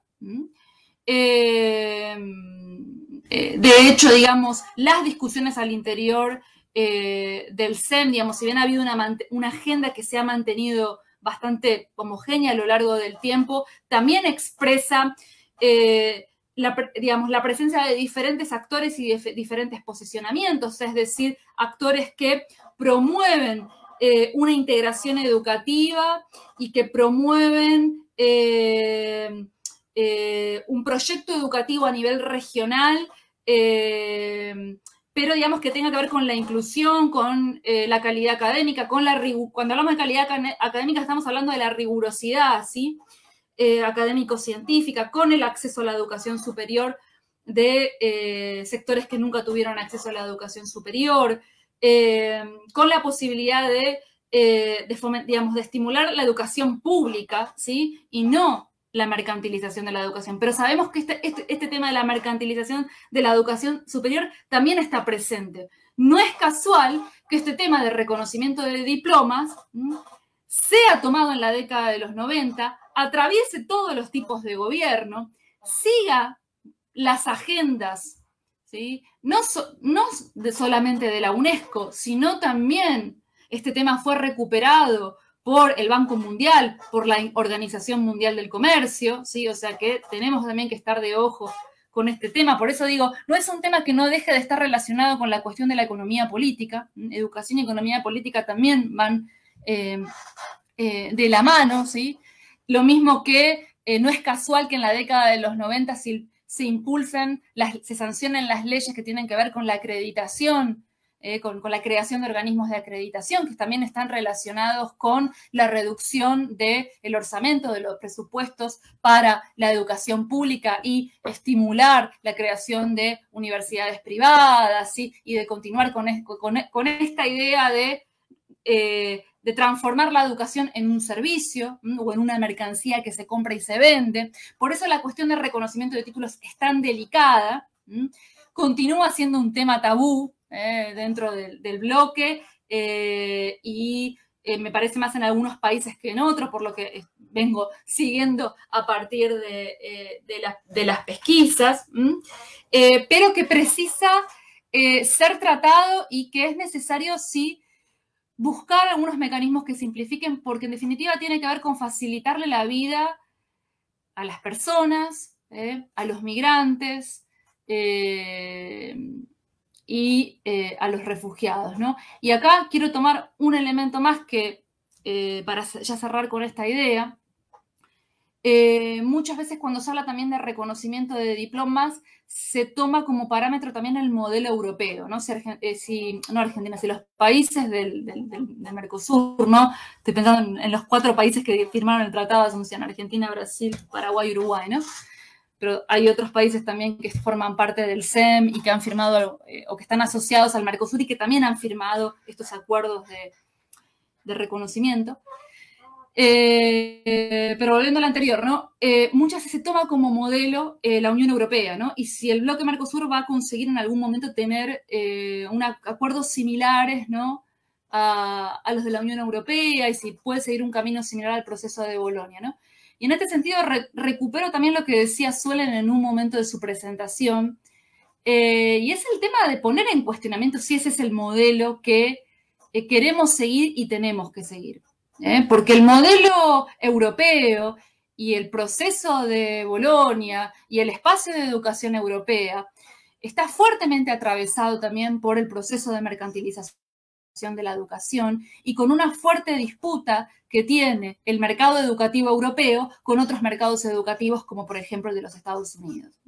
O sea, hay una disputa de hegemonías en el ámbito educativo. Entonces, ahí nuevamente sí, también tenemos que estar atentos a esta cuestión y bueno, ¿ese es el modelo que queremos seguir o queremos seguir otro camino en materia de educación superior, de no solamente reconocimiento, sino de aproximar los currículum de los cursos de educación superior en la región? Bueno, ¿qué modelo queremos seguir? ¿Ese o un modelo propio, ¿no? O nuestro propio camino?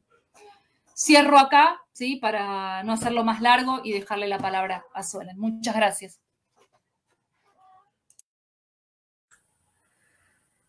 Muchas gracias, Paula. Suelen, a palavra é sua.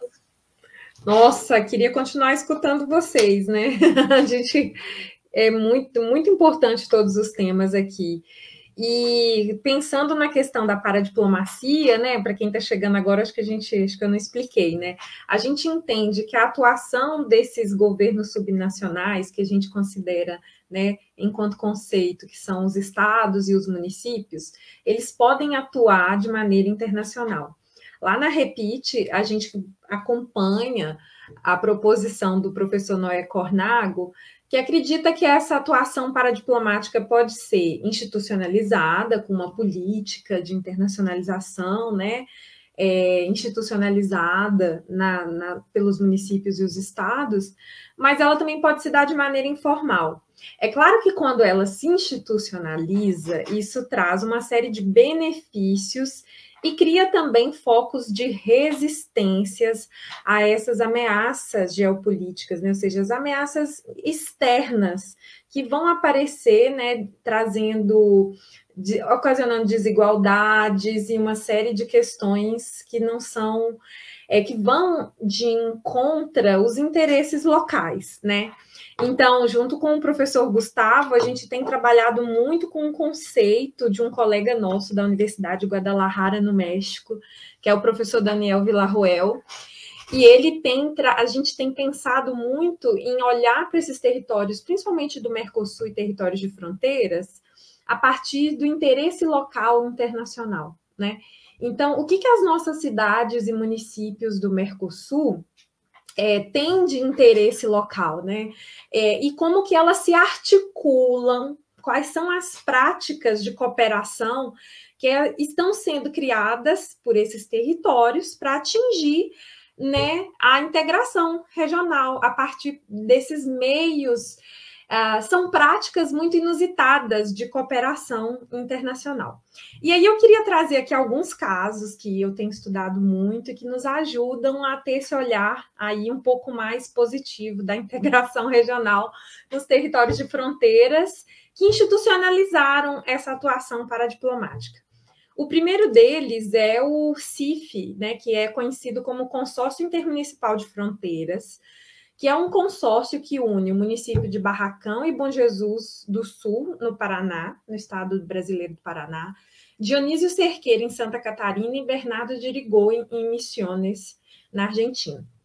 Então, esse consórcio intermunicipal, eles, né, institucionalizaram esse arranjo de cooperação transfronteiriça, né, ou seja, e atuam de maneira internacional, e eles conseguiram... por meio desse acordo, eles conseguiram institucionalizar uma série de políticas de integração comum. O que eles já fizeram lá nesse território?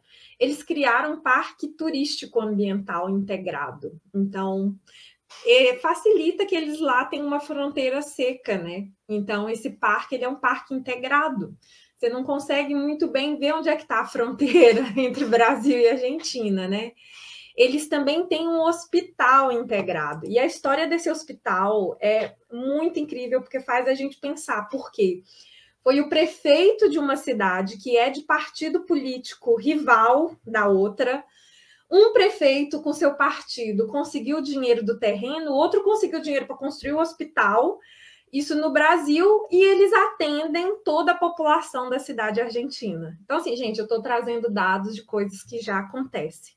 Esse caso, né, desse hospital integrado, ele é muito interessante, principalmente pensando nos desafios que a Covid-19 trouxe para os nossos territórios, né? A gente aqui na fronteira sentiu muito isso, porque grande parte dos pacientes do Paraguai que fazem tratamento de câncer aqui no Hospital Municipal de Foz do Iguaçu, tratamento de doenças, né, que não tem no Paraguai, eles, com a ponte que ficou fechada, eles não tiveram esse acesso, né? Então, foi possível também todo um arranjo diplomático, paradiplomático, da Diretoria de Assuntos Internacionais de Foz do Iguaçu, junto com os governos, né, paraguaio e brasileiro, para que houvesse, durante a pandemia, mesmo com a ponte fechada, o traslado e o acesso dessas pessoas ao atendimento, né, de serviço aqui no SUS. Então, por isso que esse hospital integrado é motivo, assim, né, gente, de estudo, né? A gente tem muita vontade de ir lá para aprofundar um pouco mais do que eles têm feito. Outra questão interessante também é que eles têm uma política integrada de reciclagem de resíduos comuns. E por que eles conseguem ter esse projeto de resíduos e projeto urbano também? Implementação do saneamento básico nas 3 cidades, né? Porque lá eles conseguiram, a partir do consórcio, fazer um plano participativo do território do CIF.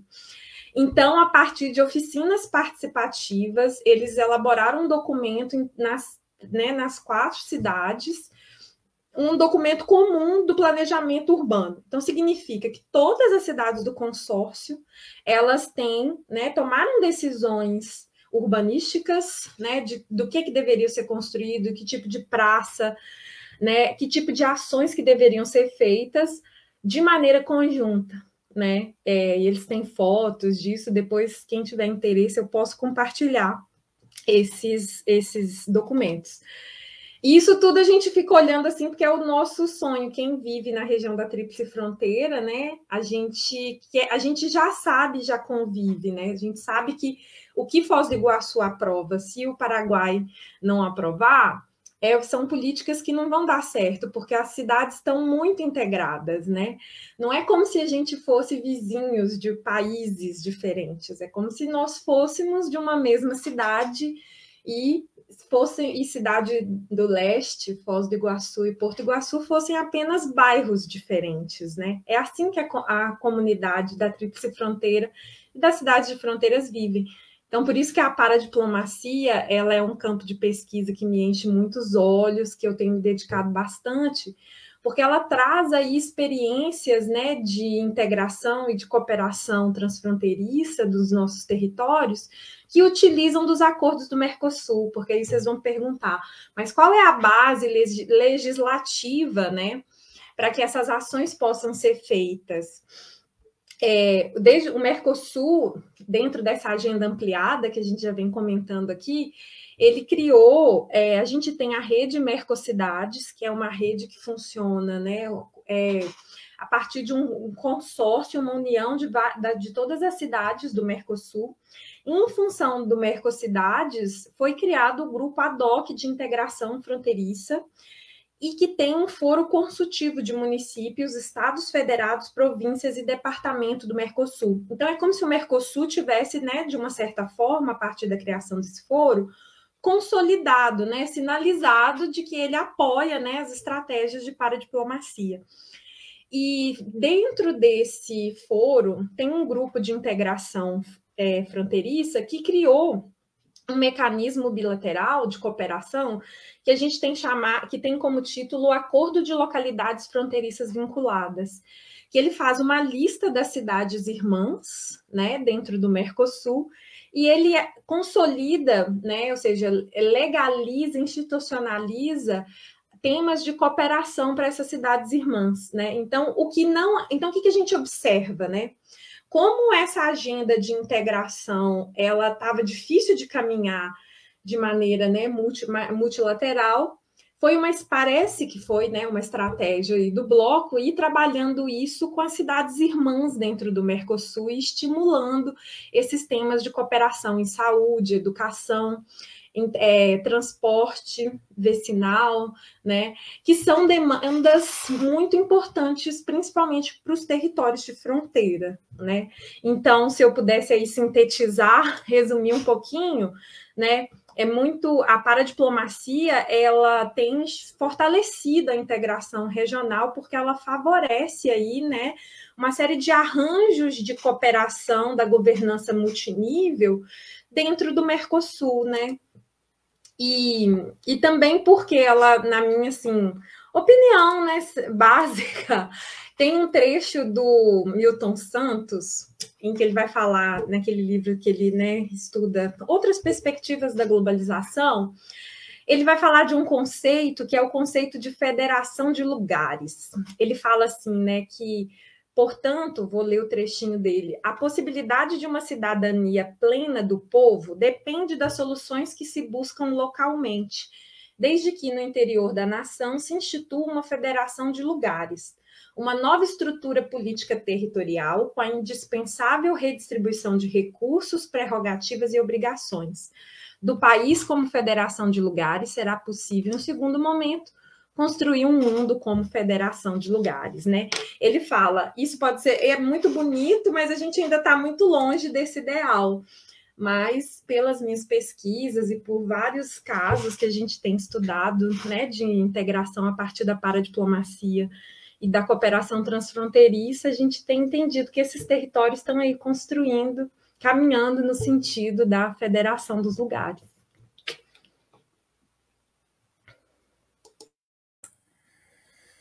Muito bem, obrigada, professora Suelen, também pela sua intervenção.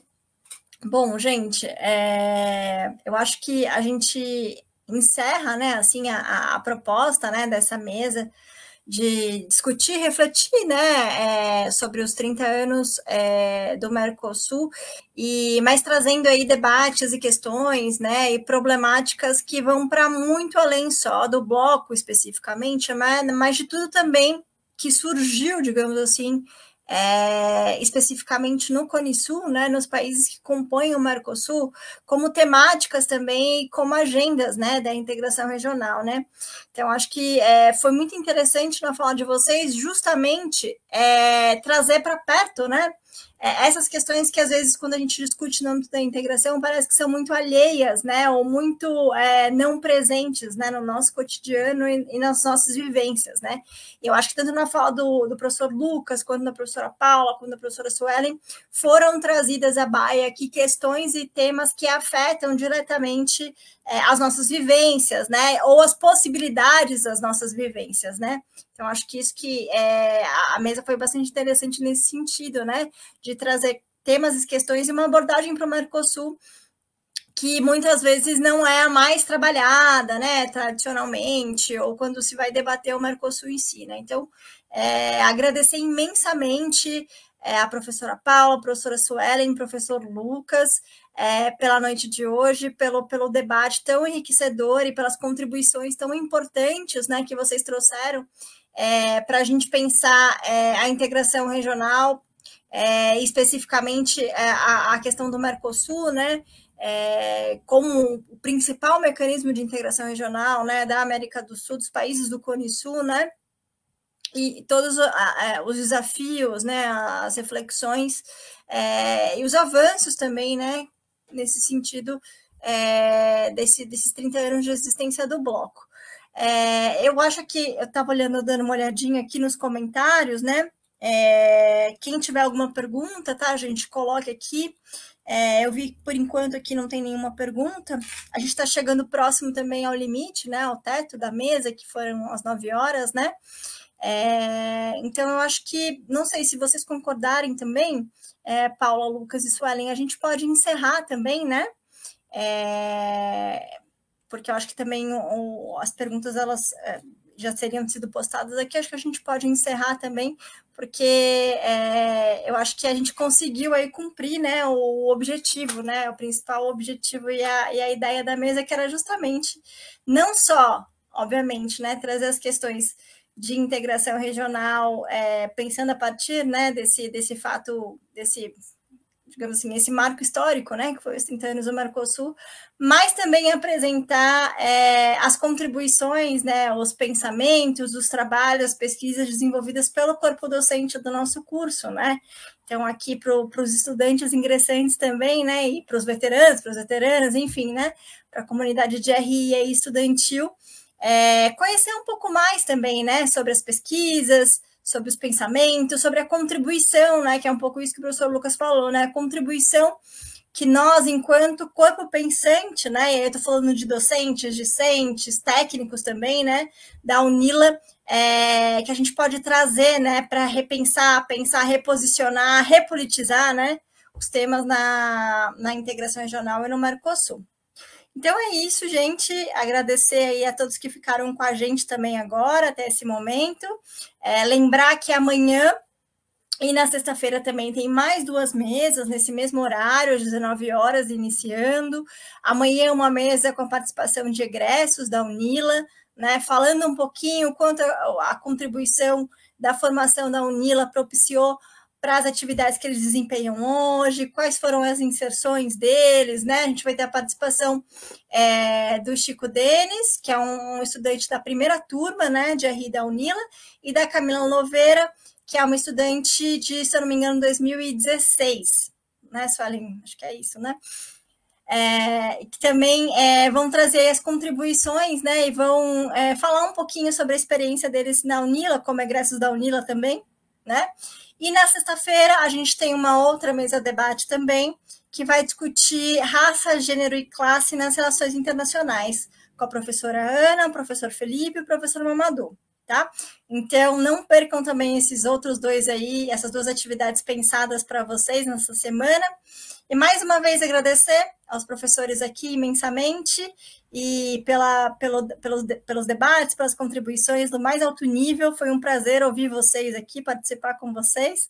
E aos estudantes e as estudantes também que participaram com a gente, nos acompanharam aqui. Tá bom, gente? Boa noite a todos.